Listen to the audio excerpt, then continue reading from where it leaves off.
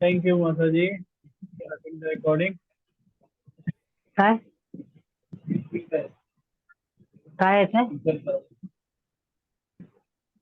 हरे कृष्णा प्रभु जी। हरे कृष्णा माता ji, Hare Krishna. Is it visible now प्रभु?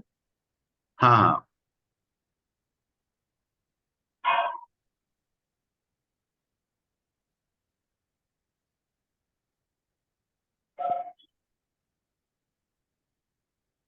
ओम अज्ञानं तिमिरान्धस्य ज्ञानाञ्जनशलाकया ज्ञानाञ्जनशलाकया चक्षुरुन्मीलितं येन तस्मै तस्मै श्रीगुरुवे नमः। नमः। श्रीचैतन्यमनोभीष्टं स्थापितं येन भूतले स्वयं रूपं कदा मह्यं ददाति स्वपदान्तिकम्। देहं श्रीगुरु श्री उत्पदकमलं श्रीगुरु वैष्णवांश्च श्रीरूपं साग्रजातं जातं सहगण रघुनाथाभितं तं सजीवं साद्वैतं साद्वैतं सावधूतं परिजन सहित कृष्ण चैतन्य देवम श्री राधा कृष्ण पादां सहगण ललिता श्री विशाखान्वितांश्च नमो विष्णुपादाय कृष्ण पृष्ठाय भूतले श्रीमते भक्ति वेदांत स्वामी स्वामी नामिने नमस्ते सरस्वती देवी गौरवाणी प्रचारिणे निर्विशेष शून्यवादी पाश्चात्य तारिणे श्री जय कृष्ण करुणा सिंधु दीनबंधु जगतपते गोपेश गोपिका कांता राधा कांता नमस्तुते तप्त कांचन गौरांगे राधे वृंदावनेश्वरी विश्वानुसुते देवी प्रणमामि हरि प्रिये वाञ्छा कल्पतरुभ्यश्च कृपा सिन्धुभ्येव च वैष्णवेभ्यो नमो नमः। जय श्री कृष्ण चैतन्य प्रभु नित्यानंद श्री अद्वैत गंगाधर शिवासादि गौर भक्त वृंद। हरे कृष्णा कृष्णा कृष्णा कृष्णा हरे हरे हरे राम हरे राम राम हरे हरे। राम राम हरे हरे। ओम नमो भगवते वासुदेवाय। ओम नमो भगवते वासुदेवाय। ओम नमो भगवते वासुदेवाय। ओम नमो भगवते वासुदेवाय। ओम नमो भगवते वासुदेवाय। ओम नमो भगवते वासुदेवाय। नारायणं नमस्कृत्य नरं चैव नरोत्तमं देवीं सरस्वतीं व्यासं ततो जयमुदीरये। नमस्कृताय भद्रेषु नित्यं भागवत सेवया भक्ति उत्तम श्लोके भक्ते भवनैष्ठिकी। कृष्णाय वासुदेवाय देवकी नंदनाय च नंद गोप कुमाराय गोविंदाय नमो नमः। मुखं करोति वाचालं अंगं लंघयते यत्कृपातं वन्दे परमानंद माधव श्री चैतन्य ईश्वर राधा मदन मोहन जी, राधा गोविंद जी के गोपीनाथ की जय, राधा मदन मोहन की जय, राधा गोविंद जी की, राधा गोविंद गोपीनाथ की जय, राधा मदन मोहन की जय, गोपीनाथ की जय, गोविंद जी की जय, राधा रमन की जय, राधा माधव की जय, जगन्नाथ बलभद्र सुभद्रा मैया की जय, सुदर्शन प्रभु की जय, गौरंगा की जय, गौर निताई की जय, अनंत कोटि वैष्णव की जय, श्रील प्रभुपाद की जय।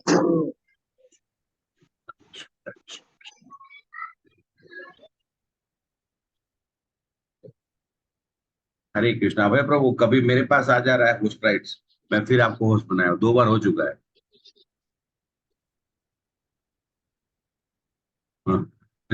अनम्यूट करिएगा। फिर म्यूट हो गए, म्यूट। हरे कृष्ण प्रभु। हाँ बोलिए। अभी सही है आवाज? आवाज तो सही आ रहा है, लेकिन अदृश्य ब्रह्म से आवाज आ रही है। ठीक है। वो ये आवाज आना चाहिए और मैं दिख भी रहा हूँ, मुझे लगता है दिख रहा हूँ, मेरा आवाज सिंक हो रहा होगा।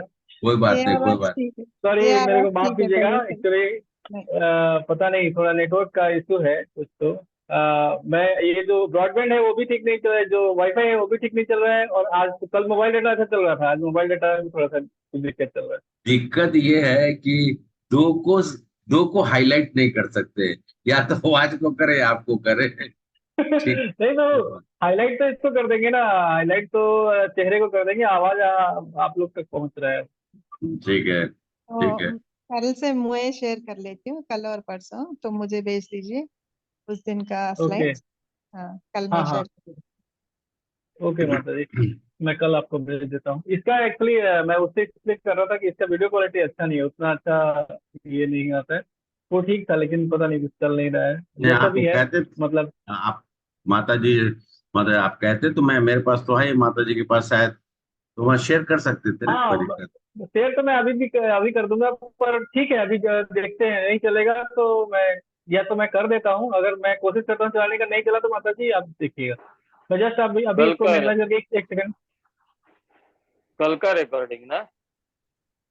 रिकॉर्डिंग तो प्रभु जी डाल दिया है ना, प्रभु जी ने, आपने डाला कि नहीं? ये अबे एक प्रभु, ये सब पहले डाला दिन है। का है, डे 1 है।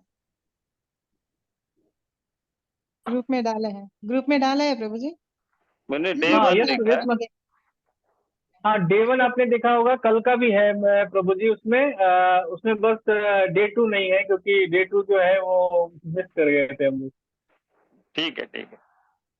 डे डे 1 और डे 3 है। डे 2 में मैंने एक दूसरा, जो इससे पहले जो प्रभु जी ने क्लास लिया था ना, उसका मैंने डाला है उसमें लिंक, ताकि अगर कोई बिल्कुल मिस कर गया है तो वो देखेंगे तो कॉन्टेक्ट समझ में आ जाएगा। मतलब सेम, देखिए पीपीटी सेम ही है, और प्रभु ने समझाया है तो और बेटर समझाया हुआ है मेरे से।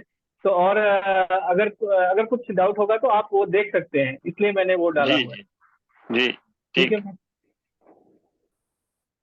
हम तो उन्हीं से सीखते हैं, तो उनका जो है बताएंगे वही बोलते हैं। इसीलिए मैंने वो मिस हो गया, तो मैंने उसमें जो है ना प्रभु का उस दिन का जो क्लास है, मतलब जीव के ऊपर जो प्रभु का क्लास है, वो मैंने उसमें डाला हुआ है। ठीक है तो ठीक है, स्टार्ट करते हैं। हाँ, सत्र शुरू करिए। और युवराज प्रभु, ऋतु माता जी, गायत्री माता जी, रेशमा माता जी, सरस माता जी, विदेश प्रभु, हरे प्रीति कृष्णा माता प्रभु जी, जी, दंडवत प्रणाम। माता जी हरे कृष्णा, जय जय। अनिता, जय माता जी। हरे कृष्ण प्रभु जी, दंडवत प्रणाम। माता जी हरे कृष्णा, बस हरे दर्शन दीजिए, कृष्णा। कृष्ण दर्शन प्रभु जी, दीजिए, दर्शन माता, दीजिए। हाँ, धनलक्ष्मी सही में माता माता जी जी, ने दर्शन प्रीति दिया, माता जी। क्योंकि हम्म, सबको कल्याणी माता जी का 2 बार से मेरे पास सिर्फ मैसेज आ रहा था कि हरे माता कृष्ण प्रभु मैं प्रभु जी। क्लास अटेंड हरे नहीं कर कृष्णा सकती। माता जी। हरे कृष्णा प्रभु जी। नहीं ठीक है, अच्छा है। अम, अ, ओके। हाँ, गायत्री माता जी का दर्शन हुआ, हरे कृष्णा, जय जय। हरे कृष्ण। प्रभु जी हाँ ठीक है। आज अच्छा, आप लोगों ने वोट दिया कि नहीं आज? दिए प्रभु जी। हाँ, पद्मजी देखिए, माता जी, हाँ वेरी गुड। अच्छा हाँ, ऐसा अब मैं 20 तारीख को दिखाऊंगा, अभी नहीं। अभी नहीं। ठीक है, ठीक, ओके, वेरी गुड, बहुत अच्छा, बहुत अच्छा। ठीक है प्रभु, स्टार्ट करिए। मैं सभी को ओके का इस सत्र माता में जी। आप सब हार्दिक अभिनंदन हाँ करते हुए, और अभय प्रभु से मैं रिक्वेस्ट करेंगे, हम आग्रह करेंगे कि वो इस सत्र का संचालन करें, और आप सब लोगों को एक एक नए विषय के ऊपर में चर्चा करते हुए ज्ञान हम सब लोग अर्जित करने की कोशिश करें। हरे कृष्णा। ठीक है हरे प्रभु। हरे कृष्ण। मुकुंद प्रभु की बात।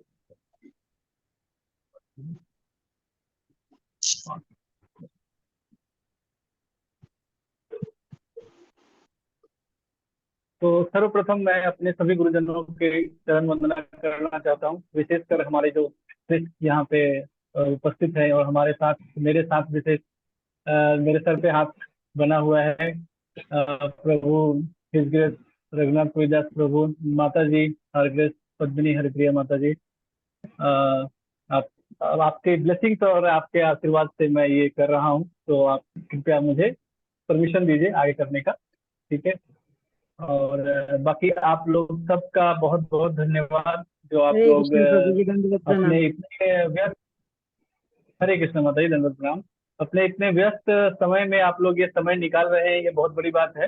क्योंकि शाम का जो समय है वो अक्सर ऐसा होता है कि बहुत ही मतलब इम्पोर्टेंट है सबके लिए, जो हम लोग जैसे मतलब जो प्रभु जी लोग हैं, जो काम कहीं कार्यरत है, उनके लिए भी बहुत इंपॉर्टेंट है, और माता जी लोग के लिए भी बहुत इंपॉर्टेंट है। क्योंकि ये क्या होता है कि जैसे अभी मैं अपना दिन का ड्यूटी करके आया हूँ। आज यहाँ के लोगों के लिए तो छुट्टी था क्योंकि आज इलेक्शन था, पर हम लोग का ड्यूटी था, तो मैं ड्यूटी करके आया हूँ। और जैसे ऑब्वियसली अब आए और जब के बाद क्लास में बैठे, तो जैसे मेरे लिए है तो मैं ये समझता हूँ कि बाकी सब लोगों के लिए भी ये जो है बहुत इंपॉर्टेंट समय होता है शाम का, विश्राम करने का या फिर अपने फैमिली के साथ स्पेंड करने का। उसमें से आप लोग जो है इस सत्र के लिए, इस ज्ञान को अर्जित करने के लिए आप लोग जो समय निकाल रहे हैं, ये बहुत बड़ी बात है। और इसलिए मैं आप लोगों को बधाई भी देना चाहूंगा कि बहुत कम लोग ऐसे होते हैं जो इस तरह से मतलब भगवान में रुचि ले पाते हैं। और ये भगवान खुद कहते हैं, मैंने पहले दिन भी कहा था कि भगवान खुद भी कहते हैं कि मतलब हजारों हजारों में ऐसा कोई होता है जो मतलब उनका इसमें रुचि लेता है, इस गीता के ज्ञान को अर्जित करने में रुचि लेता है। तो उसमें से आप लोग हैं, तो इसके लिए मैं आप लोग को बधाई दूंगा। और एक छोटा सा रिकैप, पहले दिन जो है हमने देखा था कि ज्ञान की दो शाखाएं हैं, और आध्यात्मिक और भौतिक ज्ञान। और गीता का क्या क्या महत्व था, पहले क्या था, अभी क्या है, और हमें गीता का ज्ञान लेने के लिए किस भाव में हमें ज्ञान अर्जित करना चाहिए। फिर दूसरे सत्र में हमने देखा कि जीव क्या है, जीव कौन है, मतलब जीव जो है वो आत्मा, आत्मा जो है वो इसका मतलब भगवान का अभिन्न अंश है। और जो जीव की स्थिति है वो क्या है, और जो जीव जीव के अधिकार हैं वो क्या है।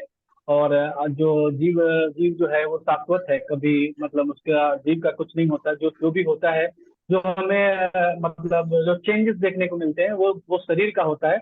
आत्मा के साथ में कोई बदलाव नहीं होता। आत्मा जो है वो अजन्मा और नित्य है, शाश्वत है, उसके साथ में कुछ ये नहीं होता। वो हमने देखा था दूसरे सत्र में। तीसरे सत्र में हमने देखा प्रकृति, और प्रकृति के गुण हमने देखे। प्रकृति के 3 गुण होते हैं। तो पहले भगवान की तीन शक्तियां हैं, उसके बारे में हमने देखा।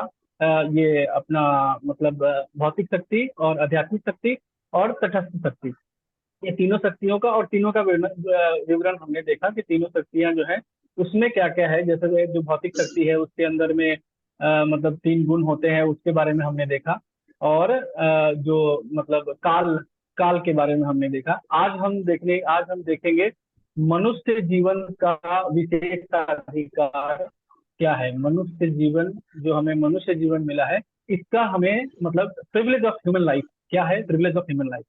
तो स्टार्ट करते हैं प्रेजेंटेशन से। और मैं कोशिश करता हूँ आप लोग को थोड़ा सा जो भी कुछ मैंने सुना है अपने गुरुजनों से, वो मैं आप लोग तक पहुंचाने की कोशिश करता हूँ। तो जो भी अगर आप लोगों को कुछ भी इसमें समझ में आता है, तो उसका श्रेय जो है वो पूरी तरह से मेरे गुरुजनों को और गुरु परंपरा को, श्रील प्रभुपाद को जाता है। और कुछ भी अगर ऐसा मेरे मेरे मतलब मुख से अगर ऐसा कुछ निकलता है जो किसी को ठेस पहुंचाता है, या आपको समझ में नहीं आता है, या किसी तरह का कुछ विवादित होता है, तो वो पूर्णतः मेरे अपने शब्द होंगे, और उसका उत्तरदायी मैं खुद होऊंगा। और किसी भी तरह का अगर कुछ श्रेय अगर होता है, तो वो गुरु परंपरा को और श्रील प्रभुपाद को जाता है। तो मैं प्रेजेंटेशन शेयर करता हूं।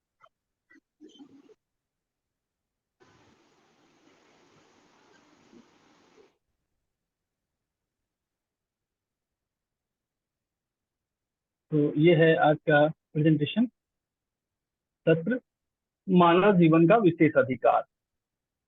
तो हमेशा की तरह हमारे प्रेरणा और समर्पण कृष्ण कृपा मूर्ति श्री श्रीमद भक्ति एसी भक्ति वेदांत स्वामी प्रभुपाद, संस्थापक आचार्य, अंतर्राष्ट्रीय कृष्ण भावनामृत।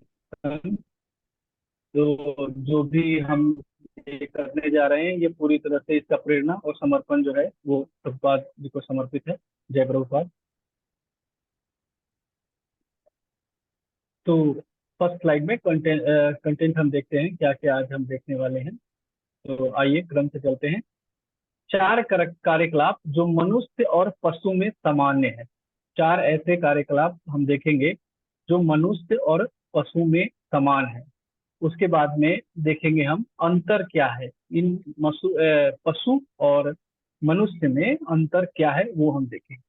फिर उसके बाद हम देखेंगे मानव बुद्धि बनाम पशु बुद्धि, मानव बुद्धि बनाम पशु बुद्धि, मानव बुद्धि वर्सेस पशु बुद्धि, क्या क्या चेंजेस है दोनों में, ये हम देखेंगे। क्या हम एक सार्थक जीवन जी रहे हैं, इस सवाल का जवाब हम खोजने का कोशिश करेंगे कि क्या हम एक सार्थक जीवन जी रहे हैं। उसके बाद में देखेंगे बुद्धि के लक्षण, फिर 3 प्रकार की समस्याएं और 2 तरह के समाधान। 3 प्रकार की समस्याएं हैं और समाधान 2 प्रकार का ही है। तो चूज करने में थोड़ा आसान है क्योंकि समस्या 3 है और समाधान 2 ही है, तो 2 में से मतलब वो 2 उंगली वाला जो खेल आप लोग को याद होगा कि बचपन में बचपन में जो खेला करते थे कि 2 में से एक चूज करो तो मतलब डिसीजन लेंगे। तो इस तरह से यहाँ नहीं करना है, यहाँ जो है वो सोच समझ के करना है। दोनों में से एक नहीं, ऐसे ही नहीं चूज करना है, वो कुछ समझ करके दोनों में से एक जो है डिसीजन उसको चूज करना है। तो आगे बढ़ते हैं। और ये माता जी मनीषा माता जी जो है वो लिख रही हैं, तो बाकी लोग जो नहीं लिख रहे हैं उनको भी अगर लिख सकते हैं तो लिखिए, नहीं तो एटलीस्ट मतलब अपने दिमाग में एक ऐसे जानवर के बारे में, एक ऐसे दूसरे जीव, मनुष्य को छोड़ के दूसरे जीव के बारे में सोचिए जिसका, जैसे यहाँ पे लिखा है, अपने नोट पैड में या कहीं भी 4 अलग अलग जीवित प्रजातियों को नोट करे जिनमें कुछ विशिष्ट योग्यताएं हैं। उदाहरण, चील तीव्र नेत्र दृष्टि होती है, चील का जो है नेत्र दृष्टि बहुत तीव्र है। तो ऐसा कोई दूसरा जीव, एक सेकंड बंद कीजिएगा थोड़ा, बंद कीजिए। ऐसा दूसरा जीव जिसमें मानव के समानता कोई ये है, खूबी है जो मानव से अच्छा है। जैसे इसमें उदाहरण दिया हुआ है चील, तो जैसे हम देख सकते हैं तो चील भी देख सकता है, पर चील हमसे बहुत ज्यादा दूरी तक देख सकता है। तो इसके समानता कोई दूसरा जीव आप लोग नोट कीजिए और अगर हो सके तो बताइए। मतलब थोड़ा मैं टाइम देता हूँ, 1 मिनट मैक्सिमम। आप लोग अपने या तो नोट कीजिए या फिर अगर कॉपी का पेन नहीं है तो एटलीस्ट अपने दिमाग में इमेजिन कीजिए कोई ऐसा जानवर जिसमें वो खूबी है जो मनुष्य में भी है लेकिन वो उसमें मनुष्य से बेहतर है।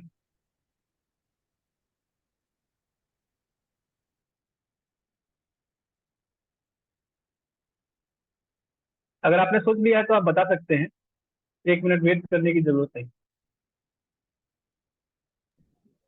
कुत्ता। Dog. Okay, dog.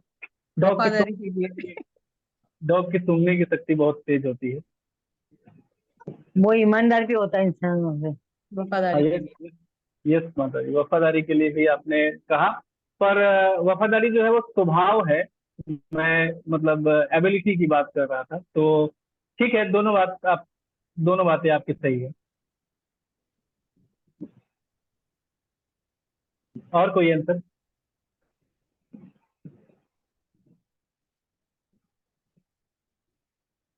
Monkey. Monkey.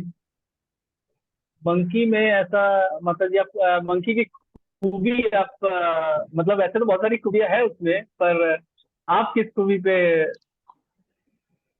काफी मतलब ह्यूमन से रिजेम्बल करता हुआ जैसे है, इसलिए मैंने पूछा मंकी। हाँ, पर एक्चुअली मेरा क्वेश्चन जो था वो रिजेंबल करने वाला बात नहीं था। मेरा ये था कि एक पर्टिकुलर जो मतलब एबिलिटी है मेरे अंदर, जैसे मैं सूंघना हो गया, देखना हो गया, दौड़ना हो गया, मैं अब ये चीता बता हो ही दे रहा हूँ सकता है, मतलब। चीता में काफी हाँ तेज है। हाँ हाँ, बिल्कुल बिल्कुल बिल्कुल, चीता हो सकता है, चीता हो सकता है, चीता बेहतर है। मतलब अब अगर आप दौड़ने की बात हम करेंगे तो चीता जो है वो आदमी से बेहतर है। मंकी जो होता है वो हम्म। संकट को भागता जल्दी है। हाँ, सेंसेस बहुत तेज होते हैं। सेंसेस, यस, जी जी। सही है आपका। बस, हाँ, उसके सेंसेस बहुत तेज होते हैं और वो लोग बहुत कम्युनिकेट बहुत अच्छे से कर लेते हैं। अ, एक दूसरे को बता देते हैं संकट आने वाला है। चलिए ठीक है, आगे बढ़ते हैं। कुछ मतलब क्लियर हुआ कि हाँ, जो कुछ चीजों में जो है मतलब ऐसे जीव हैं जो मनुष्य से मतलब किस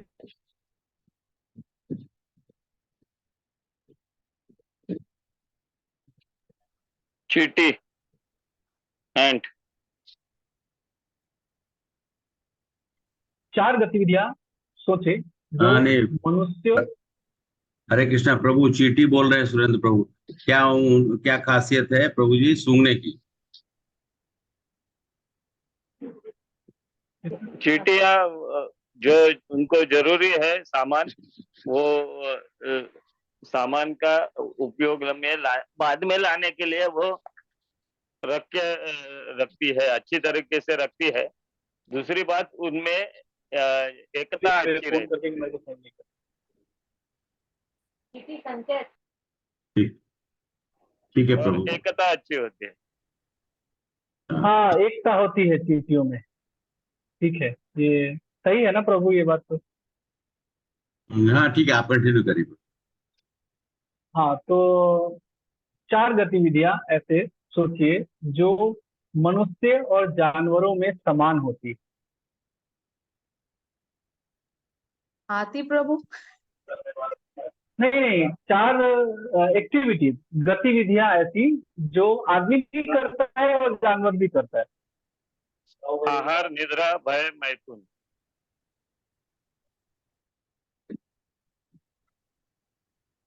Yes। ये किसका आंसर था मेरे को? सुरेंद्र प्रभु बोल रहे थे। Okay okay okay.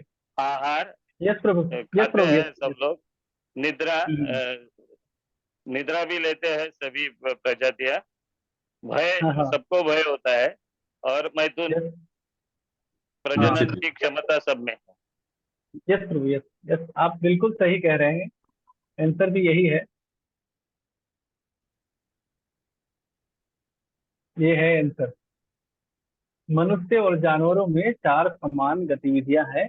आहार, निद्रा, रक्षा करना यानी भय, और मैथुन। ये 4 जो गतिविधि है ये सामान्य है। तो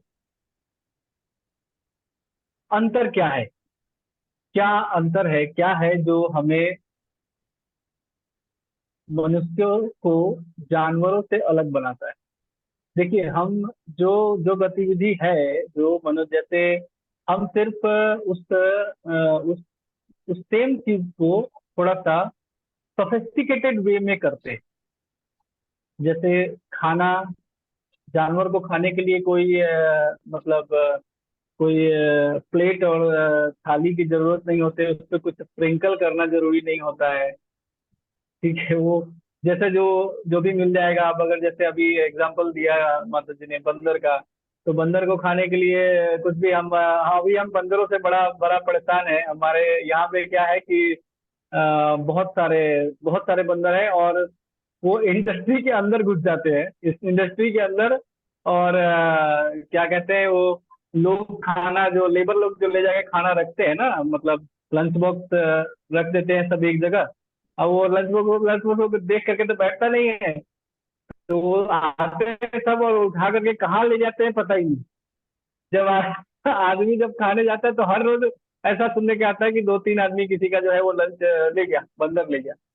और कुछ भी रखा हुआ रहेगा, ग्लास है, कुछ भी है, वो ले करके चले जाते हैं वो। तो उनको मतलब किसी तरह का सोफिस्टिकेशन नहीं है, वो जो मिला वो खा लेंगे। और हम बस उसको सोफिस्टिकेटेड वे में करते हैं। जैसे हम खाना बनाएंगे तो हम बना के खाएंगे, जैसे अलग अलग डिशेस हम बनाएंगे। ठीक है, और जो जो भय है उसके लिए भी हमने बहुत सारा चीज इजाद कर रखा है कि भाई हथियार है और ये है, क्योंकि ये सब हमारे भय का ही ये है ना, परिणाम है ना, कि हमने इतने हथियार, आर्मी, सब ये सब इकट्ठा कर रखा है। तो हमारा जो भय है हमने उसको भी सोफिस्टिकेटेड बना रखा है। तो जो बेसिक अंतर है वो यही है। अभी के टाइम के अगर हिसाब से हम देखें कि हाँ, एक मनुष्य और एक जानवर में क्या है अंतर, तो जो हम लोग जो लाइफ स्टाइल फॉलो कर रहे हैं उसके हिसाब से हम में और जानवर में सिर्फ यही अंतर है कि हम सोफिस्टिकेटेड है। क्या वह विवेक बुद्धि है? यहाँ तक कि जानवरों में भी खाने, सोने आदि 4 आदतों में तर्क संगत शक्ति और बुद्धि होती है। एग्रीड। वास्तव में जानवर इंसानों से बेहतर हैं। कैसे बेहतर हैं? तो देखना, चील, जैसा हमने पहले अभी बात किया था कि कई सारी चीजों में आप लोगों ने बहुत सारे मतलब एग्जाम्पल दिए हैं, तो वैसे यहाँ पे भी 4 एग्जाम्पल दिए हुए हैं कि जैसे चील जो है वो मीलों देख सकता है, कई मील तक देख सकता है, और कुत्ता जो है वो सूंघ सकता है, मतलब बहुत उसका जो है सूंघने का शक्ति बहुत तीव्र है वो। मतलब आप लोग को पता ही होगा, कुत्ता जो है वो अपने यहाँ जो है वो पुलिस और आर्मी भी उसका मतलब हेल्प लेती है कुत्ते का, कोई ये चीज करने के लिए, केस सॉल्व करने के लिए, या मतलब क्लू ढूंढने के लिए। तो उनका सूंघने का शक्ति जो है वो बहुत ज्यादा है। भोजन, हाथी जो है, हाथी एक गांव का खाना खा सकता है एक दिन में। एक छोटा मोटा गांव हो मान लीजिए, तो उतना खाना जो है वो हाथी एक दिन में खा जाएगा जितना में ये। तो प्रजनन में मच्छर, मच्छर का प्रजनन का स्थिति तो पता ही है। और अभी तो इतना ज्यादा होते जा रहा है कि मतलब कहीं कहीं पे कुछ जगह पे तो इतना मच्छर, इतने ज्यादा मच्छर मैंने देखे हैं। खास करके प्रभु अपने शहर में मच्छरों का बहुत ज्यादा प्रकोप है, बहुत ज्यादा हो गया है कि मतलब अभी शाम को आप अगर सोचे कि बाहर बैठ जाए कुर्सी लेकर के, तो आप नहीं बैठ सकते। नहीं नहीं, मतलब ऐसा हो गया है कि आदमी को उठा के लेके जाए। हाँ, वही वही मैं कह रहा हूँ कि इतना ज्यादा। तो ये उसकी खासियत है कि वो प्रजनन जो है वो बड़ी तीव्रता से प्रजनन करता है, मच्छर की एक खासियत। तो अगर इस हिसाब से हम देखें तो ये 4 समान चीज है, और इस 4 समान चीजों में मतलब जानवर जो है वो हमसे बेहतर है। ये हम कहना चाह रहे हैं कि जानवर जो है वो इन चारों चीजों में हमसे बेहतर है। तो मानव सभ्यता भौतिक उन्नति के शिखर पर पहुंच गई है, लेकिन क्या हम खुश हैं? तो ये जो है इसका इसका हम ऐसे देख सकते हैं कि हमने जो जो हमारे साथ जो होता है कि हम क्या है कि खुशी से ज्यादा हम खुशी पाने के इसमें जो है मतलब टाइम लगता है हमें। क्योंकि जो जिस चीज को भी आप अगर देखें तो फॉर एग्जांपल, मतलब अगर किसी को एक एक फोन लेना है, सपोज एक एक कोई भी एक फॉर एग्जांपल के लिए अभी जैसे एप्पल की बात कर लेते हैं, तो 1.5 लाख रुपए का फोन कोई खरीदने जा रहा है।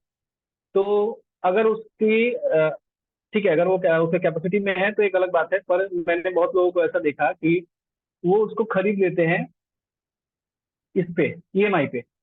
और फिर वो क्या करते हैं कि सालों तक, मतलब अगर किसी की सैलरी मान के चलिए कि आपकी आज के डेट में 25-30 हजार रुपए है, और वो 10 हजार रुपए का ईएमआई जो है वो सिर्फ एक फोन के लिए पे कर रहा है, एक फोन के लिए 10 हजार रुपए की ईएमआई पे कर रहा है। और 10 हजार रुपए की ईएमआई पे करेगा तो 20 महीने पे करेगा, 20 महीने। तो 20 महीने आप ये सोचिए कि 20 महीने वो उस खुशी के लिए परेशान हो रहा है, वो उस खुशी को पाने के लिए मतलब उसके पीछे दौड़ रहा है। और जब ये टाइम खत्म होगा तो पता चलेगा फोन तो खराब हो गया, तो दूसरा आ गया है। जब तक जब तक वो ये साइकिल पूरा करेगा ईएमआई का, और वो ये इसमें मतलब उसको वो समझिए कि कर्ज से मुक्त होगा, और उसको, क्योंकि इस बीच में तो वो एंजॉय कर नहीं रहा है। आप हाथ में अच्छा सा फोन आ गया, बड़ी बढ़िया बात है, लेकिन वो उसके जो दिनचर्या रोज का जो एक्सपेंसेस था उसको उसने कट कर दिया। जो खाने का पैसा था, जो इसका मतलब अपने रेंट का पैसा था, या डेवलपमेंट के लिए उसने कुछ फ्यूचर के लिए सोच रखा था, उस पैसे को काट करके वो आदमी 2 साल तक वो उसको ईएमआई पे करता रहा। और 2 साल बाद पता चला इस बार तो नया मॉडल आ गया, वो इससे बेटर है। तो खुशी मिला क्या? खुशी नहीं मिला, खुशी नहीं मिला। दूसरा, ऐसे ऐसे बहुत सारे एग्जाम्पल है, ये जस्ट एक ये है। तो ये चीज साबित ये करता है कि हमें ना मतलब चीजों से खुशियां नहीं मिलती। मैटर जो है वो हमें हैप्पीनेस नहीं देती। कोई भी कोई भी जो भौतिक चीज है वो हमें खुशी नहीं दे सकता। क्योंकि अगर ये सिर्फ ये होता है कि हम उसे पा लेने का जो हमारा जो मतलब क्वेस्ट है वो वहां जाके पूरा हो गया, और वो थोड़ी देर के लिए बस रहेगा, उसके बाद में फिर हम हो सकता है हमको हम फिर कुछ और ढूंढ रहे होंगे, हम किसी और चीज के पीछे होंगे।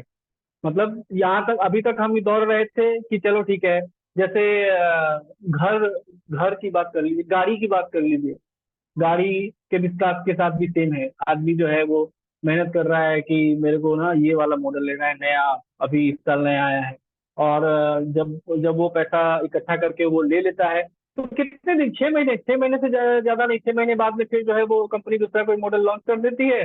और मतलब आपका जो ये था, मतलब खुशी जिसको कहते हैं, वो खुशी तो होना नहीं था, वो खुशी तो है ही नहीं है, क्योंकि अब तो कुछ और दूसरा आ गया ना। तो आप उसके पीछे पड़ जाएंगे, जो नया आया उसके उस चीज के पीछे पड़ जाएंगे।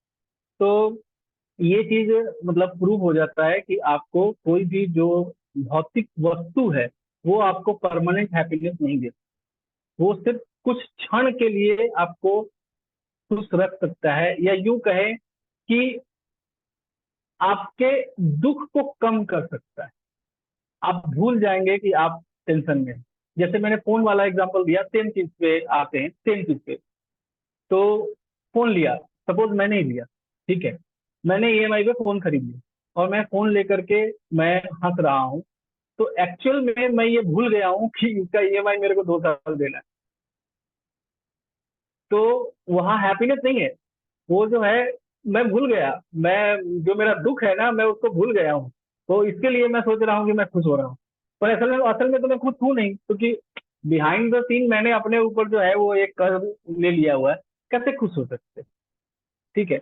और जो लोग संचय करके धीरे धीरे करके मतलब इकट्ठा करते हैं, उनके साथ भी सेम कहानी है। मतलब आप जैसे ईएमआई हटा दीजिए, मान के चलिए कि आपने पैसा इकट्ठा करके खरीदा, तो आप हर महीने बचाते बचाते बचाते बचाते जो है आप घर खरीद रहे हैं। एक घर आदमी जो है वो खरीदता है, और वो पूरे लाइफ की सेविंग उसमें लगा देता है, पूरे लाइफ की सेविंग, कि मैं पूरे लाइफ की सेविंग लगा करके मैं एक घर खरीदूंगा और मैं उसके बाद में उसमें आराम करूंगा।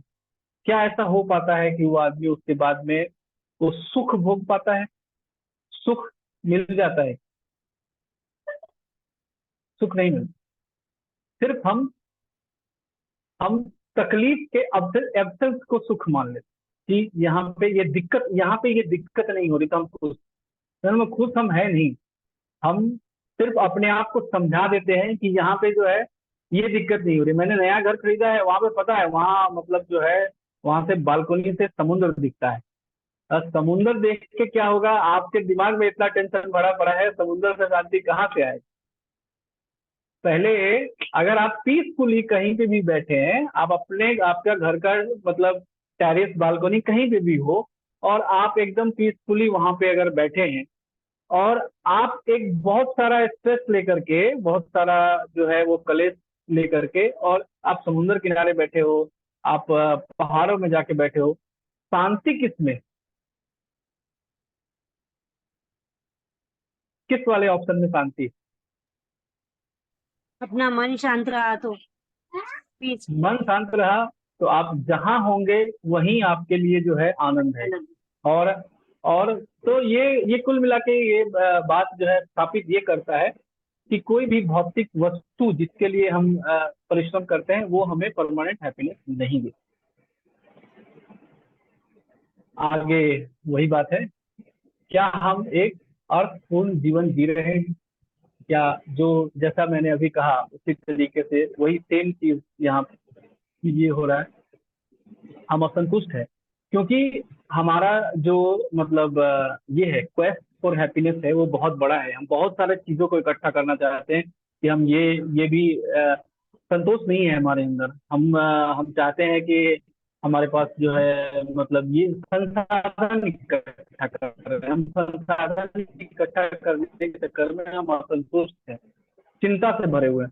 और आप संसाधन इकट्ठा करने के लिए आप जो मेहनत कर रहे हैं, जो अत्याधिक श्रम कर रहे हैं, जो अत्याधिक, तो उसमें बहुत सारा टेंशन होता है। हम अपने फैमिली को टाइम नहीं दे पा रहे, हम अपने आप को टाइम नहीं दे पा रहे हैं, तो आप टेंशन में हैं। आपको अभी जैसे समझिए कि दिन में बहुत बहुत व्यस्त कोई आदमी है कि खूब बहुत ज्यादा मेहनत कर रहा है। जैसे मैंने कल एक्सप्लेन किया था वो इसका कि रजोगुण में जो लोग रहते हैं वो अपने मतलब अपने इसके लिए काम करते हैं, मतलब अपने पैशन के लिए काम करते हैं, और उसे इंग्लिश में मूड ऑफ पैशन भी बोलते हैं, रजोगुण को मूड ऑफ पैशन बोलते हैं। तो उसके लिए जो काम कर रहा है तो वो इतना अथक मेहनत कर रहा है आदमी कि उसको अगर उस बीच में किसी से कॉल आ गया, सब सपोज कि उसके वाइफ का एग्जाम्पल लेते हैं, मैं ही बहुत ज्यादा जो है बहुत ज्यादा व्यस्त हूँ और फोन आता है, तो मैं पहले से चिड़चिड़ा हूँ, मैं परेशान हूँ, मैं शांत हूँ नहीं। तो उसमें क्या होगा कि जब वो फोन आ रहा है तो एक कामनेस नहीं रहेगी, मैं चिड़चिड़ेपन में बात करूंगा, फिर आपस में बहस होगी, और वो वही तनाव है। वो एक तनाव का एक आम एग्जांपल है कि भाई पति पत्नी जो है वो उसका एग्जांपल मैंने इसलिए दिया कि ये बहुत बहुत कॉमन है, हर किसी को ये फेस करना पड़ता है। तो तनाव है, तनाव जो है वो आगे चल के डिप्रेशन होता है, क्योंकि आप मतलब एक दूसरे से जब बात नहीं करेंगे और जब आपके मतलब इशू सॉल्व नहीं होंगे और वो आप ही के अंदर रहेंगे, तो धीरे धीरे जो है वो डिप्रेशन का रूप लेते हैं और केवल दुख, सिर्फ और सिर्फ दुख, क्योंकि ये सब जो है आपको दुख के तरफ ही लेके जाता है। तो क्योंकि हम परिष्कृत पशु जीवन जीते हैं, सोफिस्टिकेटेड एनिमल लाइफ, हम जो है हर चीज बस सोफिस्टिकेटेड वे में कर रहे हैं, वही जो एक जानवर करता है बस उसको एक सोफिस्टिकेटेड वे में कर रहे हैं, इसके अलावा हमारे और जानवर में कोई फर्क नहीं है। ये चीज स्थापित होता है, इसलिए हमें ये सारा प्रॉब्लम जो है वो झेलना पड़ रहा है। तो हम अब आगे सलूशन की तरफ बढ़ते हैं। तो वास्तविक बुद्धिमत्ता आध्यात्मिक बुद्धिमत्ता है, जो एक्चुअल नॉलेज है बुद्धिमत्ता, वो आध्यात्मिक है। सार्थक जीवन का अर्थ है यह जानना कि मैं कौन हूँ। सबसे पहले जब हम ये जान लेते हैं, जैसे पहले दिन दूसरे दिन का जो सेशन था जिम के ऊपर, तो जब हम ये जान लेते हैं कि हम यहाँ, तो आपका आधा टेंशन जो है, आधा नहीं मुझे लगता है कि आधा से ज्यादा जो है वो यूं ही कम हो जाता है, क्योंकि अब हम इसमें नहीं है कि हम ये शरीर है और हमें मतलब जो शरीर के लिए सुख, जैसे पहले अभी जैसे मैंने बताया कि हम क्या चाह रहे थे, हम शरीर का सुख चाहने के लिए ही तो हम मतलब इतना श्रम कर रहे थे और जो भी हम कष्ट झेल रहे थे वो सब शरीर के सुख झेलने के लिए ही था। हम शरीर को सुखी करना चाहते हैं, हम शरीर को मतलब संसाधनों से सुखी करना चाहते हैं, इसलिए हम जो है इतना मतलब श्रम कर रहे थे। अगर हम ये जान ले कि हाँ ये शरीर जो ये परमानेंट है नहीं, ये तो हम तो शरीर है ही नहीं है, हम तो आत्मा है और आत्मा परमानेंट है, आत्मा को कुछ होने वाला नहीं है, और शरीर को कितना भी सुख दे दो, कितना भी आप उसको आराम दे दो, वो चलने वाला नहीं है, वो लॉन्ग लास्टिंग नहीं है। तो आप उसके बाद में जो है आप ये जो जितना मेहनत करना है ना, इस पे आदमी करता है। देखिए ऐसा नहीं कि सब कुछ छोड़ देना है।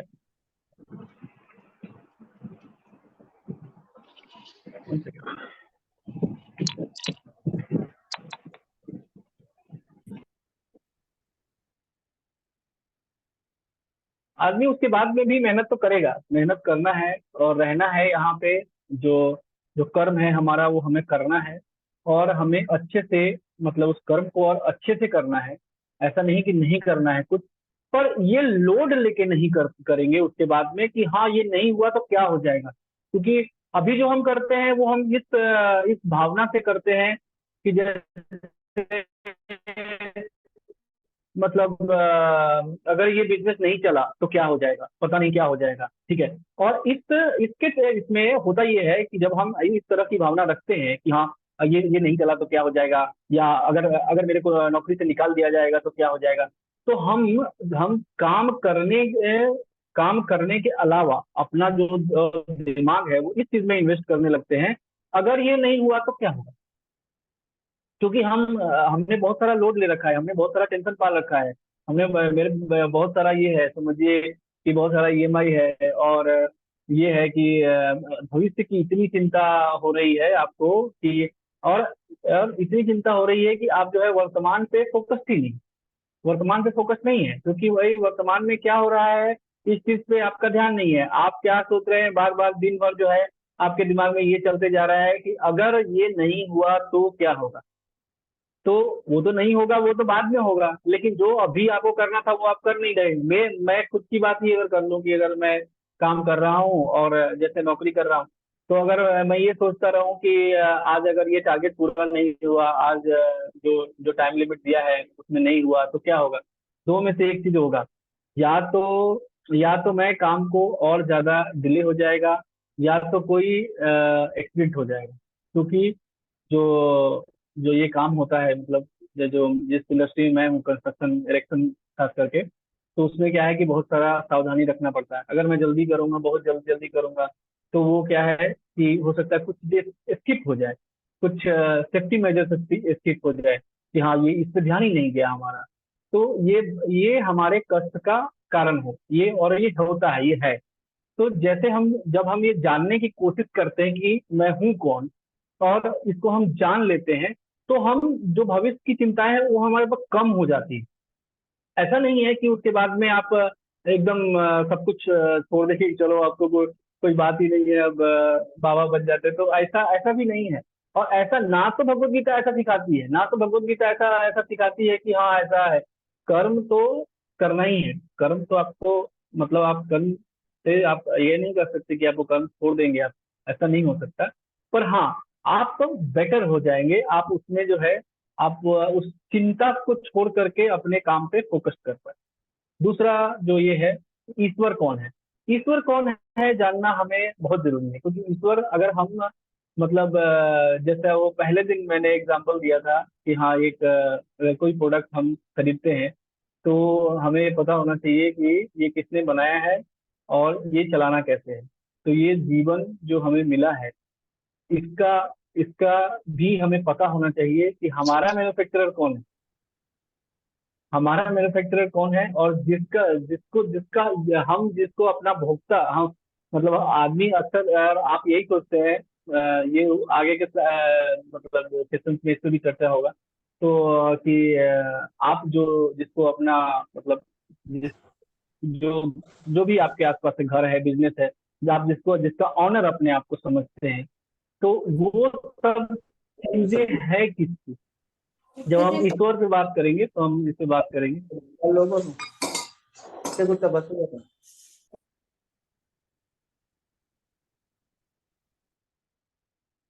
तो ये ईश्वर को जानना इसलिए जरूरी है क्योंकि हमें पता चलता है कि हमें करना क्या है। क्योंकि जब जो जब हम ईश्वर को जानेंगे तो हम ईश्वर से अपने संबंध को जानते हैं, क्योंकि ईश्वर से हमारा संबंध क्या है। और जब तक हम ईश्वर से अपना संबंध नहीं जानते हैं, तब तक हम उस रास्ते पे नहीं चल सकते जो ईश्वर ने हमारे लिए बनाया है, जिसके लिए हम यहाँ पे हैं, जिसके लिए हम बने हैं। उसके लिए हमें उस चीज को पालन करने के लिए हमें यहाँ ये जानना बहुत जरूरी है। और तीसरा है, मेरा उससे क्या संबंध है, ये मैंने अभी बता ही दिया कि जो, मतलब जब हम ईश्वर के बारे में जानना चाहते हैं, तो हम ये भी जानना, उसके बाद में ये जिज्ञासा, पहली जिज्ञासा ये है कि मैं कौन हूँ, दूसरी जिज्ञासा जो है वो ये है कि ईश्वर कौन है, और उसके बाद में ईश्वर से हमारा संबंध क्या है। तो जब ये तीनों जिज्ञासाएं जब हमारी पूरी हो जाती है, जब हम जान लेते हैं, तो हम वो वो पथ चुन पाते हैं जिस पे हमें चलना है, जिसके लिए जो हमारा रास्ता है यहाँ पे, जिस रास्ते पे हमें चलना है वो रास्ता हम चुन पाते हैं।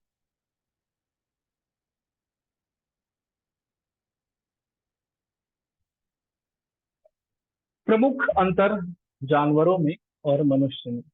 जानवर केवल खाने, सोने, संभोग और बचाव करने के बारे में ही सोचते हैं, सिर्फ चार चीज।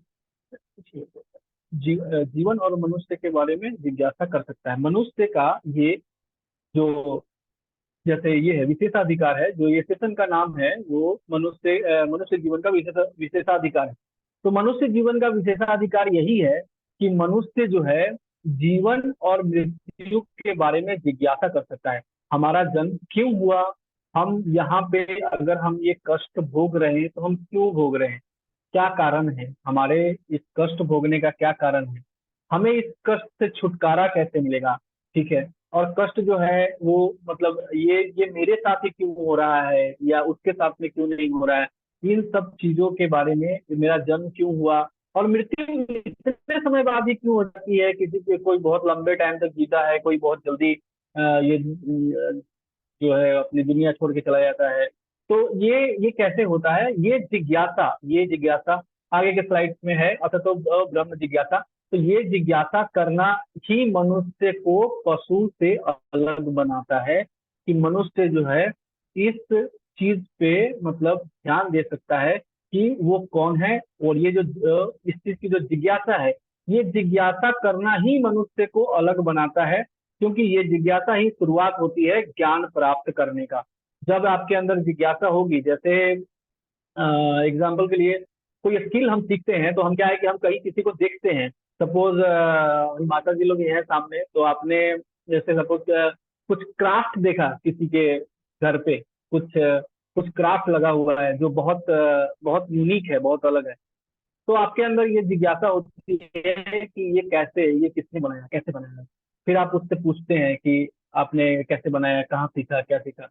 फिर वो आपको बताता है कुछ भी कि हाँ मैंने यूट्यूब से सीखा है। ऐसे आजकल जो DIY जो है यूट्यूब पे ही ज्यादा चल रहा है, इससे तो यूट्यूब से सीखा, आप उससे फिर वीडियो रेफरेंस लेते हैं, आप देखते हैं, फिर आप उस स्किल को अपने अंदर डेवलप करते हैं। तो इसकी शुरुआत कहाँ से हुई? इसकी शुरुआत हुई जिज्ञासा करने से, फिर आपको देख करके जिज्ञासा करने से। तो ये एक छोटा सा एग्जांपल था, पर हमें ये जिज्ञासा जो है किसी जानवर में नहीं होगी। यही बात जो है मनुष्य को जानवर से डिफरेंस करता है, कि आप कोई भी जानवर देख लीजिए, वो चाहे चीता चाहे कितना भी तेज दौड़ता हो, लेकिन कभी उसने ये नहीं सोचा होगा कि मैं इतना तेज दौड़ता क्यों। कभी उसने सोचा होगा? ठीक है, चींटियों का संगठन है, प्रभु ने कहा था चींटियों का संगठन है।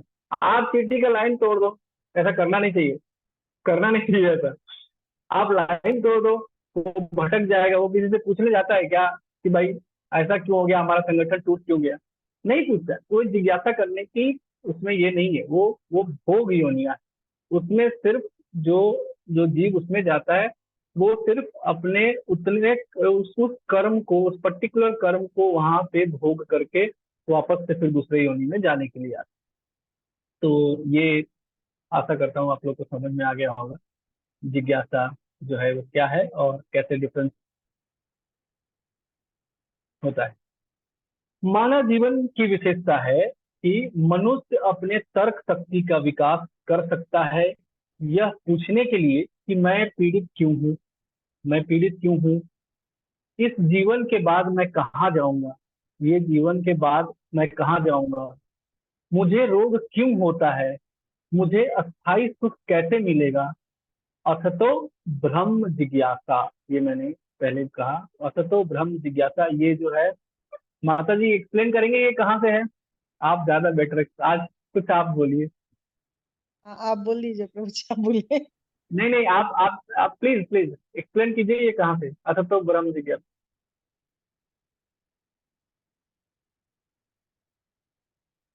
ठीक है, आज मैं बोल देता हूँ।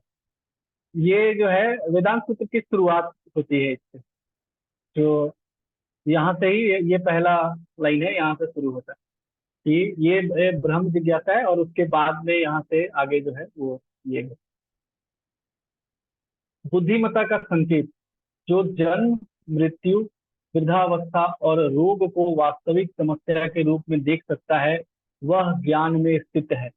जो मतलब ये चार चीजें, ये चार मैंने उस समय जब जीव की चर्चा हम कर रहे थे तब से ही हमने बात किया था। जन्म, मृत्यु तथा रोग को जो वास्तविक समस्या के रूप में देख सकता है, वह ज्ञान में स्थित है। जो ये बाकी सारा जो प्रॉब्लम है, जो बाकी प्रॉब्लम हम लोग अपने बात की है, या फिर जो ये जो हमें दिखता है कि हाँ ये इसके साथ में ऐसा क्यों हो रहा है, उसके साथ में ऐसा क्यों हो रहा है, मैं गरीब क्यों हूँ, वो अमीर क्यों है, ये सारी समस्या जो है ये समस्या नहीं है। एक्चुअल समस्या ये चार है, क्योंकि इससे कोई बचता नहीं है। आप कुछ भी हो जाए, चाहे वो आदमी जितना भी ज्ञान अर्जित कर ले, चाहे जिस भी स्तर पे चला जाए, ये चार समस्या उनके साथ में होनी होनी है। जन्म, मृत्यु, जरा, व्याधि, ये चार। तो जो इसी को ओरिजिनल समस्या समझता है, वो आदमी जो है वो ज्ञान में स्थित। तीन प्रकार के दुख है। अभी जो जन्म, मृत्यु, जरा, व्याधि की जो बात हुई, तो व्याधि के अंदर ये तीन आते हैं, ये तीन जो दुख है, ये उस जो व्याधि शब्द है उसके अंदर में ये आता है। आध्यात्मिक स्वयं के कारण होने वाला दुख, स्वयं के कारण होने वाले दुख का एग्जाम्पल दे सकते हैं आप लोग कोई? मेरे वजह से मुझे क्या कष्ट हो सकता है? हरे कृष्णा। बीमार पड़ना प्रभु जी। आ, एक बार को मान सकते हैं, जैसे मैंने मतलब कुछ ऐसा खा लिया जिससे मेरा पेट खराब हो जाए, जानते हुए भी कि ये मुझे नहीं पचता है। और कुछ?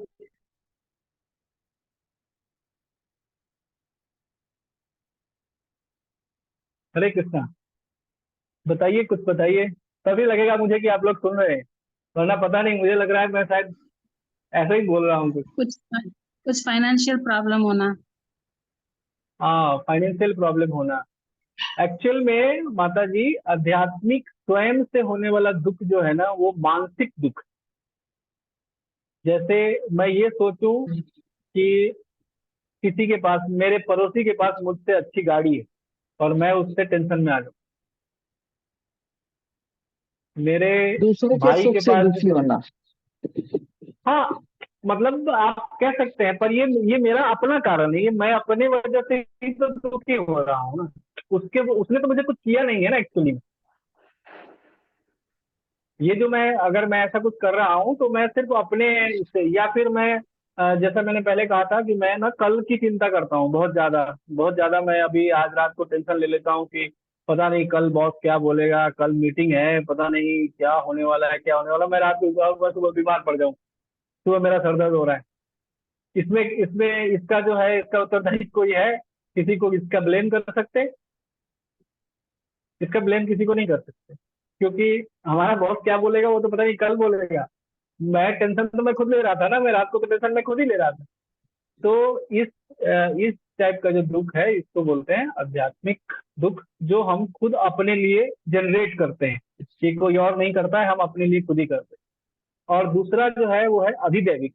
अधिदैविक यहाँ लिखा हुआ है, आप लोग अधिदैविक जानते हैं, प्राकृतिक आपदाओं के कारण। प्राकृतिक आपदा कुछ भी हो सकता है, आंधी तूफान, बारिश, सुनामी, भूकंप, ये सारी चीजें जो है, इसमें से कुछ अगर हो गया तो ये जो है वो आधिदैविक है। और तीसरा जो है वो आदि भौतिक है।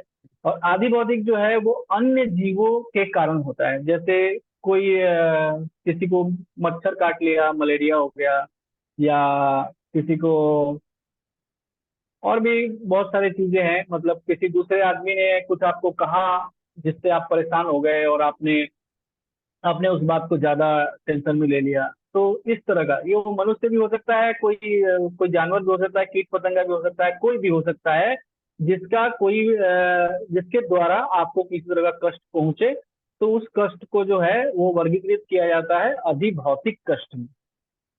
ठीक है, ये उसी तीनों कष्टों को समझाया गया है इसमें। जैसे आध्यात्मिक क्लेश स्वयं के कारण, हम अपने अनियंत्रित मन, इंद्रियों, भावनाओं आदि के कारण स्वयं स्वयं ही अपने दुख को पैदा करते हैं। जैसा मैंने कहा उस तरह से जो है, मैं सोच लूं कि आज ये खाना है कुछ कुछ मतलब एग्जोटिक सा, मैं बैठे बैठे अभी सोच लूं, और मैं उठूं और दुकानें हो गई बंद, और उसके बाद हो जाऊंगा मैं दुखी कि भाई मुझे मिला नहीं, मुझे ये चीज नहीं मिला, ये मुझे खाने का मन था और ये नहीं मिला। तो ये इस टाइप की दुख जो है, इसको कहते हैं आध्यात्मिक दुख, जो हमने खुद अपने लिए जनरेट किया। और आदि भौतिक जो अन्य जीवों के कारण मिलता है, जैसे इसमें तस्वीर में आप देख सकते हैं, मैंने एग्जांपल दिया था, मच्छर काट रहा है, यहाँ दो लोग झगड़ रहे हैं, और यहाँ जो है एक जेंटलमैन को कुत्ता काट काट रहा है। और ये हमारा थोड़े दिन पहले हमारे यहाँ से जो होके गया है कोविड, कोरोना वायरस। तो इन सब तरह का जो कष्ट है, हमारे शरीर, मन, इंद्रियों को नुकसान पहुंचाने वाले अन्य जानवर या मनुष्य, दूसरे जानवर या मनुष्य से जो हमें कष्ट पहुंचता है, उसे हम कहते हैं आदि भौतिक कष्ट। और आधिदैविक कष्ट जो है वो प्राकृतिक आपदाओं के कारण होता है। प्राकृतिक आपदाएं जैसे अकाल, सूखा, सुनामी, तीव्र मौसम आदि। ये सारे जो कष्ट हैं, मतलब जो जो प्रकृति के वजह से, दैवी प्रकृति की वजह से हमें भोगना पड़ता है, उसे हम कहते हैं आदि दैवी। और दो समाधान जो है वो दो प्रकार का है, दो प्रकार का समाधान है। जैसे एक पहला जो है, इसमें अस्थाई सतहीय समाधान। तो इसका मेरे हिसाब से मैंने जो है इस फोटो को देख करके मैं एग्जांपल बताता हूँ एक अपना, कि मेरे दांत में जो है ना, ये विजडम टूथ होता है ना लास्ट में, उसमें दर्द हो रहा था। तो उसको ऐसे ही मैं ये टैबलेट देख करके मेरे को याद आया, मुंह और टैबलेट देख करके। तो जो टैबलेट खाते थे, और उसका असर जो है वो पहले 12 घंटा रहता था, पहले 12 घंटा रहता था। तो जैसे एक टैबलेट खा लिया, और सुबह टैबलेट खा लिया, मैं शाम तक ठीक रहता था, शाम तक दर्द नहीं हो रहा है, चलो ठीक है। याद भी नहीं रहता था, दिन में याद भी नहीं रहता था कि हाँ कुछ मेरे को कोई समस्या भी है। लेकिन फिर जैसे शाम होगा, जैसे ही शाम हो जाएगा और उस दवा का असर खत्म होगा, फिर वो दर्द मेरे को परेशान करेगा। फिर मैं रात में, मतलब फिर एक टैबलेट रात में खा लूँ। इस तरह से मतलब मैं करते रहा लगभग तो 10-15 दिन, 10-15 दिन। फिर उसके बाद में मुझे लगा कि नहीं, ये पता नहीं, ये पैरासीटामोल जो है, हाँ उसके बाद ये होने लगा कि जो पैरासीटामोल है उसका उसका असर जो है ना, वो 12 घंटे से 10 घंटे और 10 घंटे से 8 घंटे होके रह गया। कि मैं अब उसके बाद में पैरासीटामोल खाता था, और वो 8 घंटे तक ही इफेक्टिव रहता था। 8 घंटे बाद में मेरे को स्लोली स्लोली पेन चालू हो जाता। तो यहाँ जो ये दिखाया हुआ है, ये ये ये मेरे जीवन से मतलब ये है, मिलता जुलता है, मैंने ऐसा अनुभव किया है, इसलिए मैंने वो बताया। तो ये ऐसा ही जो एक तो समाधान जो हमें जो दिखता है वो ऐसा ही है, अस्थायी समाधान सतही है। और दूसरा समाधान है कि विजडम टूथ है तो उसको निकलवा दीजिए, ताकि जिंदगी विजडम टूथ नहीं है, मेरा विजडम टूथ था इसलिए मैंने निकलवा दिया, ताकि उसका जो है वो दर्द खत्म हो गया। तो दूसरा जो सोल्यूशन है वो यहाँ ये है कि अस्थाई मूल कारण को खोजे और हल करें। पहले जो एक्चुअल रीजन है, जो हमारे कष्ट का जो मूल कारण है, उस कारण को ढूंढे कि हाँ हम परेशान हो क्यों रहे हैं, और उस परेशानी को ढूंढ के और फिर उसका हल किया जाए। ये है दूसरा उपाय। तो पहले जैसे इसमें कहा गया था कि चुनना है दोनों में से एक, तो कौन सा चुन रहे हैं आप लोग? आगे तो फिर इसका परमानेंट सॉल्यूशन। Permanent solution. है। हाँ, कोई अस्थायी सोल्यूशन वाला भी कोई है अगर यहाँ पे, तो सुनना चाहेंगे हम, अगर कोई हो। मुझे लगता तो नहीं है वैसे, सभी को परमानेंट सोल्यूशन ही चाहिए, राइट? हम आपसे ज्ञान लेके प्रबुद्ध हो गए हैं। प्रभु जी, यहाँ परमानेंट वो ज्ञान सॉल्यूशन ही हमारा नहीं मिलेगा, है। यहाँ टेम्पररी सॉल्यूशन नहीं मिलेगा। हाँ, ये बात बिल्कुल सही कहा आपने, हम परमानेंट सोल्यूशन के लिए ही है, टेम्पोररी सोल्यूशन के लिए नहीं है। और ये ज्ञान जो है वो हमारा बिल्कुल नहीं है प्रभु जी, ये जो हमें परंपरा से मिला है, हम बस उसे आप तक पहुंचा रहे हैं। और मतलब ऐसा है कि हमारे गुरु ने कहा था एक दिन ऐसे ही क्लास लेते हुए कि अब जो लोग सुन रहे हैं, उनका ये उत्तरदायी है कि वो ये ज्ञान ले और फिर इसको आगे वितरित करें।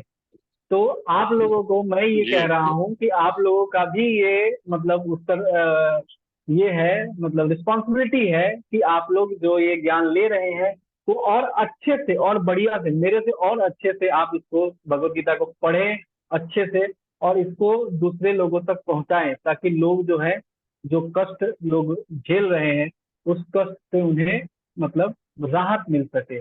और आप भगवान का जो उद्देश्य है, जो हमारे गुरु परंपरा का उद्देश्य है, उस उद्देश्य का भी पूर्ति हो। तो आगे देखते हैं। ये है जीवन की समस्याओं का दो समाधान, जो हमने समाधान तो दो देखे ही हैं हमने। तो यहाँ जो है कुछ तस्वीरें दी गई हैं। यहाँ पे ये जो महिला है, माता जी, ये एंटी एंटी एजिंग टेक्नोलॉजी की बात कर रही है, ठीक है। तो बुढ़ापा रोधी तकनीक का प्रयोग करें। अगर आपको बुढ़ापा आ रहा है, मतलब चार जो कष्ट है उसमें से एक है जरा बुढ़ापा आ रहा है, तो एंटी एजिंग का प्रयोग करें। पर कब तक चलेगा? जो ये भौतिक सोल्यूशन के बारे में बात कर रहे हैं, तो कब तक चलेगा? ये किसी को एंटी एजिंग अगर दिया जाए तो कब तक चलेगा? आप लोगों ने माइकल जैक्सन का नाम बिल्कुल सुना होगा। यस प्रभु जी। उन्होंने जी। उस समय में उन्होंने बहुत पैसे खर्चा किया। मैं फिगर तो मेरे पास में अभी एग्जैक्टली मैं फिगर नहीं बता सकता आपको, लेकिन उन्होंने बहुत पैसे खर्च किए थे, बहुत ज्यादा पैसे खर्च किए थे, जो आज के डेट में भी बहुत काफी बड़ा अमाउंट है कि उनका जो चेहरा, जो लुक है ना, वो वैसा दिखे। पर क्या वो परमानेंट था? क्या माइकल जैक्सन हमारे बीच है? नहीं।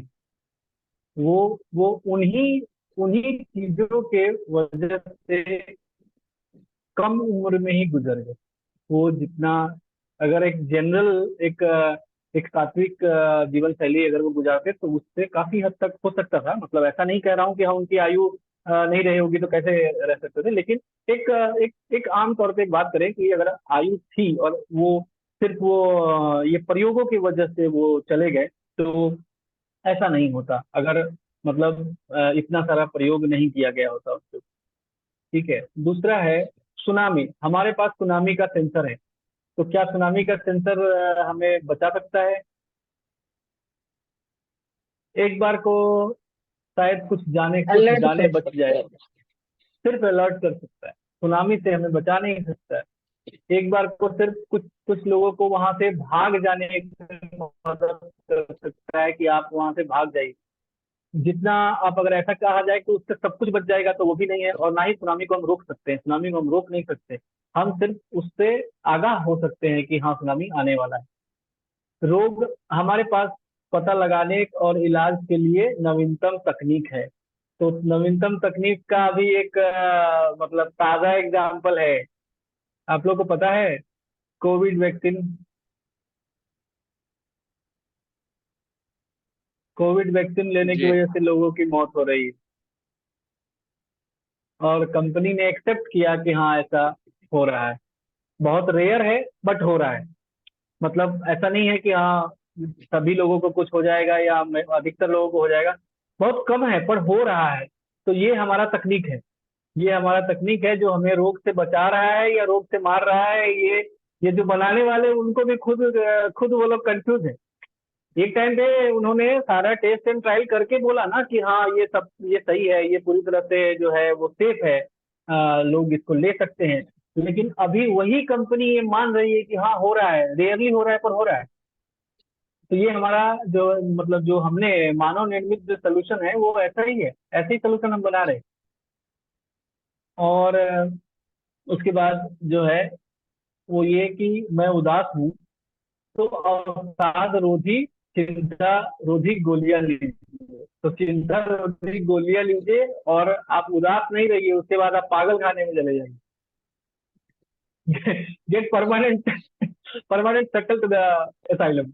उसके बाद वही होता है कि जब गोलियां चलती रहती है, बाद में ऐसा होगा कि आदमी जो है वो फिर वो मतलब काम का नहीं है, फिर उसके बाद में वो कोई मतलब सामाजिक जीवन जीने लायक रह ही नहीं जाता। और मौत मौत का क्या सोल्यूशन है? भौतिक सोल्यूशन। फिर भी कोई उपाय सोच रहा हूँ मौत के लिए, अभी जो है वो सोल्यूशन सोच रहे हैं। जो भौतिक उपाय है वो अभी अंडर प्रोग्रेस है, अभी आया नहीं है अभी।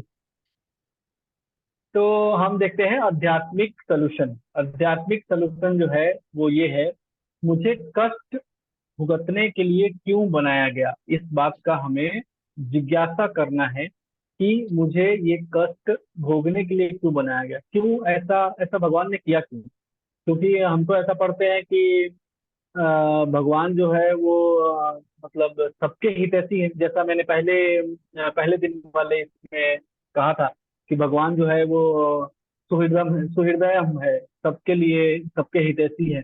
तो फिर हमें ऐसा क्यों किया है, हमारे साथ में ऐसा क्यों भेदभाव क्यों हो रहा है हमारे साथ में? ठीक है। दूसरा, कोई जन्म मृत्यु बुढ़ापा रोग के चक्र से क्यों गुजरता है, किसी को ऐसा क्यों करना पड़ता है? मतलब यहाँ आकर के एक बार जन्म लेने का कष्ट, इतना कष्ट होता है जन्म लेने में, और फिर जो है मृत्यु है, बुढ़ापा है, या बाकी जो व्याधियों के बारे में हमने बात किया, ये सारी चीजें क्यों झेलनी पड़ती है? क्यों होता है प्राकृतिक आपदा? जो प्राकृतिक आपदा है वो होता ही क्यों है? मतलब क्या जरूरत है उसका, क्यों होता है वो? और मुझे अस्थायी सुख कैसे मिल सकता है? मेरी समस्या का मूल कारण क्या है? मेरी गलत पहचान। इस सारे समस्या का जो है वो जो मूल कारण है वो ये है कि हम लोग अपने आप को गलत आइडेंटिफाई कर रहे हैं। हम जो है वो हम मान नहीं रहे, हम मान नहीं रहे कि हम ये हैं। हम हम जो है उस बात को हम मान नहीं रहे। यही हमारा मेन जो है रीजन है। और ये आपको नेक्स्ट जो ये है उसमें ये क्लियर होगा कि हमें क्या करना है और क्या नहीं करना है। बाकी ये प्रभु जी थोड़ा सा इनलाइट करेंगे, लास्ट में आप लोग को बताएंगे कि क्या क्या करना है। हरे कृष्णा प्रभु। थोड़ा सा आप मतलब क्या है कि वो एक परिपक्वता वाला जो ये है ना एसेंस, वो दीजिए कि मैं तो जो है वो बच्चे की तरह मैंने बोल दिया है बस जो भी सामने मुझे दिख रहा था, पर आप थोड़ा सा उसमें जो है एसेंस ऐड कर दीजिए ताकि वो लोगों के लिए जो है वो ज्यादा बेनिफिशियल हो जाए।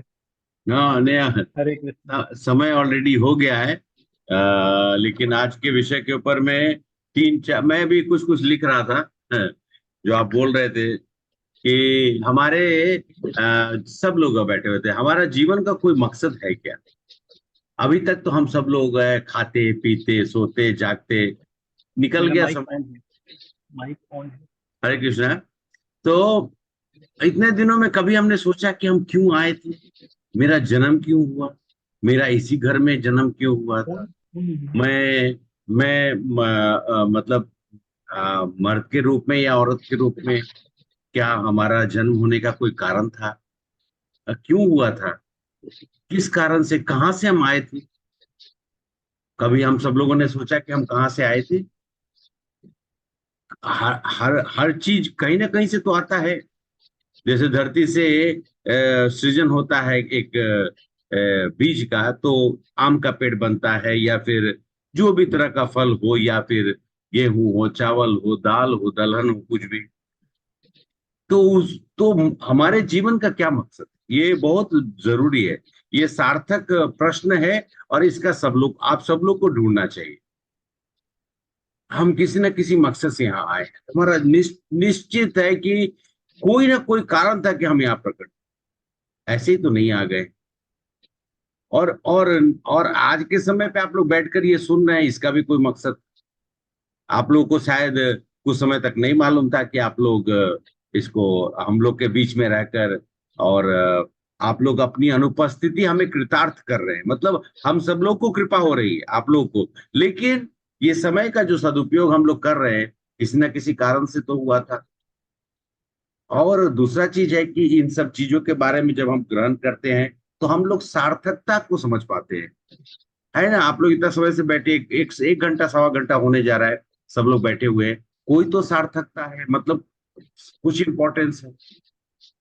हम सब लोगों ने जीवन में देखा किस तरह के, और हर के जीवन में कोई ये सोचता है कि मैं जीवन में खाली, कोई एक ऐसा व्यक्ति बता दे जो बोले कि मेरे जीवन में खाली सुख ही सुख है, खाली अच्छा ही अच्छा है। अभी तो कुछ खबर मिली थी, कुछ अच्छी खबर मिली अचानक से।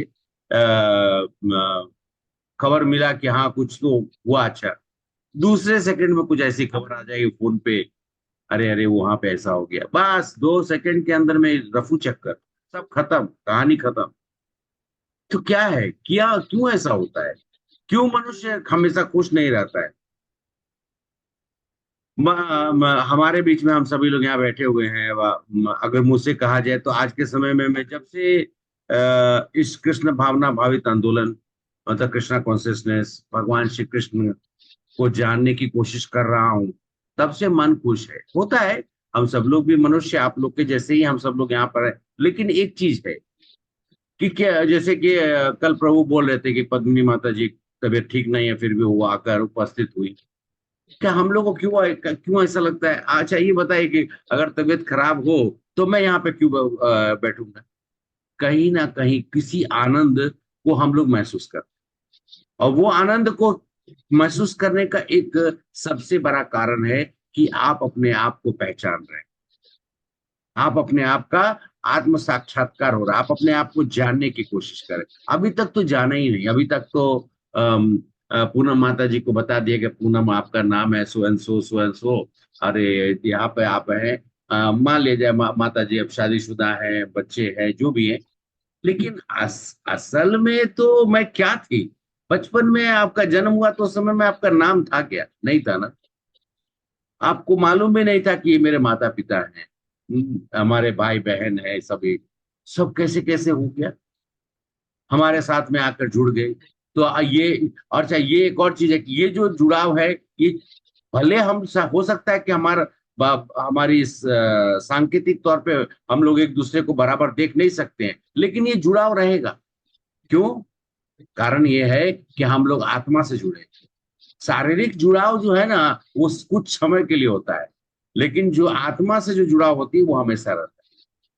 इसी कारण से हम सब लोगों को ये जरूर चिंतन करना चाहिए, मनन करना चाहिए कि आखिर क्यों 3 तरह के कष्ट के बारे में प्रभु बता रहे थे, आध्यात्मिक कष्ट, अतिदैविक कष्ट, अति भौतिक कष्ट। इन तीनों कष्ट से आप निश्चित हर दिन गुजरते हैं। कब अभी अभी सोचिए, गर्मी अचानक से, आप सब लोग तो देखे होंगे, बीच में अचानक से बहुत ज्यादा जो हीट वेव आ गया। अभी थोड़ा कम है, ज्यादा नहीं, 2 मिनट समय लेकर बस समाप्त करते हैं। तो हीट वेव आ गया, वो क्या था? अभी ठीक हो गया, थोड़ा बारिश वारिश हो गया, थोड़ा ये हो गया। प्राकृतिक जो एक तरह का प्राकृतिक आपदा है।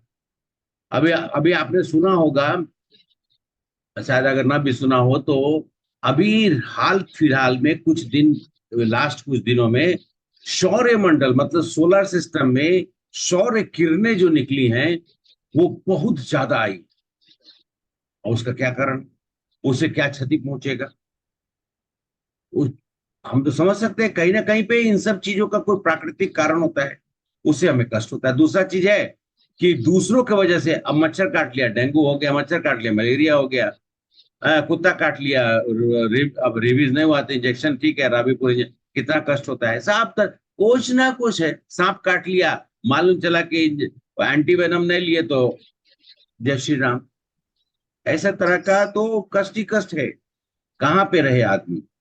और अगर हम सब देखेंगे प्राकृतिक, अति दैविक, अति भौतिक और आध्यात्मिक, अपने वजह से तो कष्ट और ज्यादा ही होता है। हम अचानक से सोचते सोचते हम कहीं और चले जाते हैं।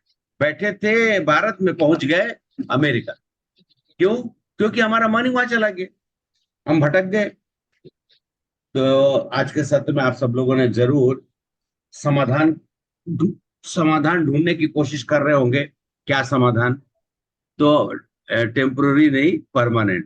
कोई भी बीमारी परमानेंट, डॉक्टर कभी भी आपको हॉस्पिटल से जाने नहीं देगा जब तक आप पूरा ठीक नहीं होंगे। होता है कि नहीं? हम अगर हॉस्पिटलाइज होते हैं या कोई बीमारी होती है तो डॉक्टर क्या बोलता है, ये मेडिसिन 5 दिन तक एक एक दिन ऐसा करके खाना है, उसके 5वें दिन पे हम रिव्यू करेंगे। तो उनका यही मकसद है कि आपकी बीमारी जड़ से समाप्त। उसी तरीके से हमारी ये मानसिक, भौतिक और जो संवैधानिक रूप से ये जो शरीर हमें मिला है, जिसके कारण हमें कष्ट हो रहा है, उसका हमें परमानेंट सॉल्यूशन ढूंढना है। वो परमानेंट सॉल्यूशन हम लोग ढूंढेंगे। आगे आप लोग अगले सत्र में जुड़े रहें और हम सब लोग जुड़कर कुछ ना कुछ जरूर समस्या का समाधान निकालेंगे। और अभय प्रभु हम लोग को बताते रहेंगे, हम लोग अभय प्रभु से जानेंगे समाधान कैसे करना है। ठीक है, हरे कृष्णा। थैंक यू प्रभु। हरे कृष्णा प्रभु जी। प्रभु जी, एक ये जो लास्ट वाली क्वेश्चन जो था, उसका आंसर मतलब क्या कल वाली मतलब 5th डेज पे मिलेगा क्या? जो लास्ट में क्वेश्चन थे ना 4 to 5। जी माता जी, थोड़ी सी आवाज आपकी अवरुद्ध हो रही थी, फिर से बोलिए एक बार। जो लास्ट में क्वेश्चन थे ना 5, अभी अबे प्रभु जी जब बोल रहे थे उसमें कि 5 क्वेश्चन है, तो उस क्वेश्चन का आंसर कल वाले उसमें मिलेगा या क्या है? मतलब या ये कल कल वाले आपको, हाँ, समाधान हम सब लोग को समाधान ढूंढना है ना, उन प्रश्नों का समाधान आपको मिलेगा। ठीक है, चल, आज वो हरे आप कृष्ण प्रभु जी। अगर बता देंगे अभी तो फिर कल आप बोलेंगे प्रभु जी तो बता दिए, चलिए कोई बात नहीं नहीं नहीं नहीं। कल आइए, जुड़िए, हाँ जरूर नहीं जुड़िए और जानने का प्रयास करिए। ये बहुत जरूरी है। अगर जीवन के इस पड़ाव पे, इस प्लेटफॉर्म पे, मतलब इस अगर हम इस पड़ाव पे भी आकर हम जान लें तो आगे का फिर आपको रास्ता जो है वो हम लोग जो चर्चा करें तो मालूम चल जाएगा।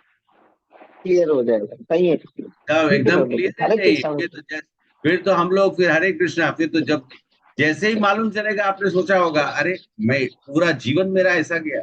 चलिए कोई बात नहीं, जब आए तब सवेरा वाली बात है, जब हम जाने जी। तब सवेरा हो जाती है। ज्ञान का यही एक बहुत बड़ी अनुभूति है, जिस दिन मिले उसी दिन सवेरा। ठीक है ठीक है प्रभु। हरे कृष्ण प्रभु जी। जी माता जी। हरे ये कृष्णा। सब सुरेंद्र सुरेंद्र प्रभु कुछ पूछ रहे थे। प्रभु जी। नहीं नहीं, कुछ नहीं पूछ रहा हूँ। अच्छा ठीक, पूछ लीजिएगा, अगर क्वेश्चन हो तो भी लिख के रखिए, अगले सत्रों में कभी भी मौका बिल्कुल मिले बिल्कुल जरूर। बिल्कुल प्रभु। जी जी प्रभु। आप ठीक सब है, में से और किसी का अगर कुछ क्वेश्चन है तो पूछ सकते हैं, और अगर नहीं है तो फिर हम सेशन क्लोज करेंगे। जी ठीक है। आज का सेशन माता यही जी पे हम आप माता जी आप रेस्ट कीजिए। आप हाँ, तबीयत थक ठीक गए नहीं है और लग रही है, हैं। फिर आप दिख जाके रही रेस्ट है करिए। ये चीज, तो और आप सभी प्लीज को आप सभी, रेस्ट कीजिए। हाँ, माता जी को तो कह ही रहे हैं और सभी माताओं को भी कह रहा हूँ, जल्दी से आप सब लोग, रात्रि जागरण एकदम गलत है, एकदम जल्दी सो जाना है और जल्दी उठ जाना है। ठीक है, इसलिए इसलिए मैं मैं एकदम कोशिश करता हूँ कि 9 बजते बजते जो है वो हाँ, मतलब स्लाइड बंद हो जाए, समापन ताकि समापन हो जाए। हाँ ठीक है, कोई बात नहीं है, 5-10 मिनट 15 मिनट आगे पीछे कोई दिक्कत नहीं है, लेकिन अब जो है प्रक्रिया विश्राम करने की। ठीक है, ओके, ठीक है। हरे कृष्ण प्रभु जी। हरे कृष्ण हरे प्रभु कृष्ण जी। हरे प्रभु जी, धन्यवाद प्रणाम। नाम पावनेभ्यो वैष्णवेभ्यो नमो नमः। नमो नमः। आप सब लोग का गौर हार्दिक वैष्णविंद की जय। जय। श्रील बहुत प्रभुपाद बहुत की भगवान जय। की जय। आप सभी सभी लोगों का माताएं और धन्यवाद, प्रभु कल जी, से आप फिर सबका जुड़िए। धन्यवाद। श्री प्रभुपाद की जय। थैंक यू वेरी मच जय। प्रभु जी। Hare thank you Krishna. प्रभु जी। वेरी मच हरे रघुनाथ कृष्ण सूरदास प्रभु प्रभु जी, जी। हरे कृष्ण। हरे कृष्ण माता जी। हरे कृष्ण प्रभु जी, थैंक यू। आप क्लोज करिए।